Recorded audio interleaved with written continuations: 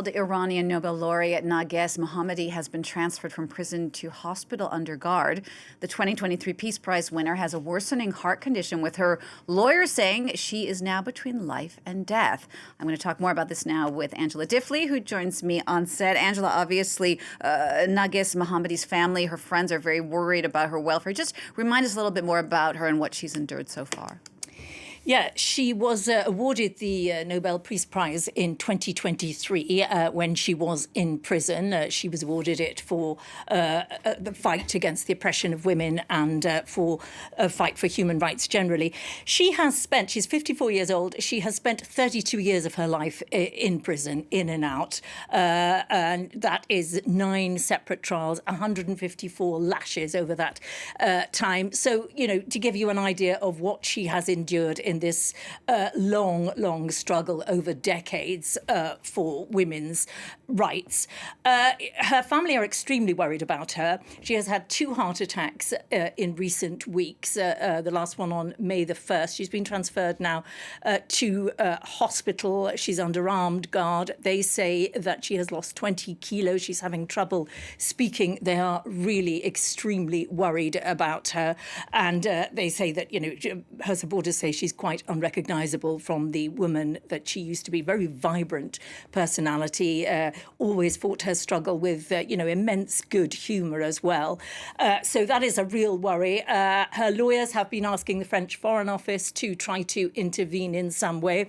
Macron does regularly call the Iranian president, when I say regularly, fairly regularly, all things considered.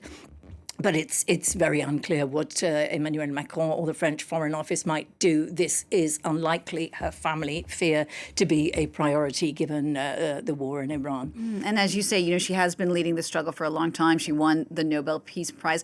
Just talk us through really what she represents in terms of the fight for women's rights.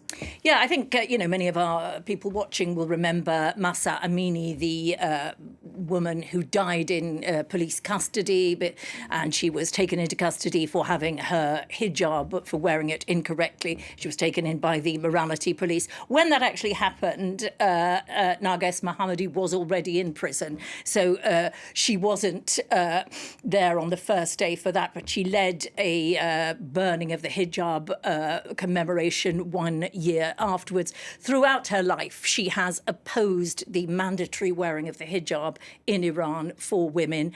She herself would like a secular democracy, but her main thrust has always been against women's rights. And I think one of the areas where she has been very key is she is among a group of women who have pushed for the more widespread use of the phrase gender apartheid to describe systematic discrimination against women around the world. They would like it to be a standalone crime against humanity. There is a big push to try to get that adopted at the United Nations, and she has been right at the forefront of that.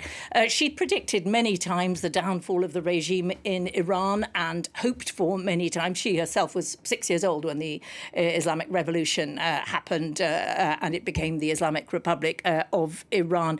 Her family are extremely worried, and her supporters, about what might happen to her now, how seriously she is. They're talking about between life and death. And of course, who knows what might be ahead in terms of what the future governance of Iran after this war might look like. Angela, thank you.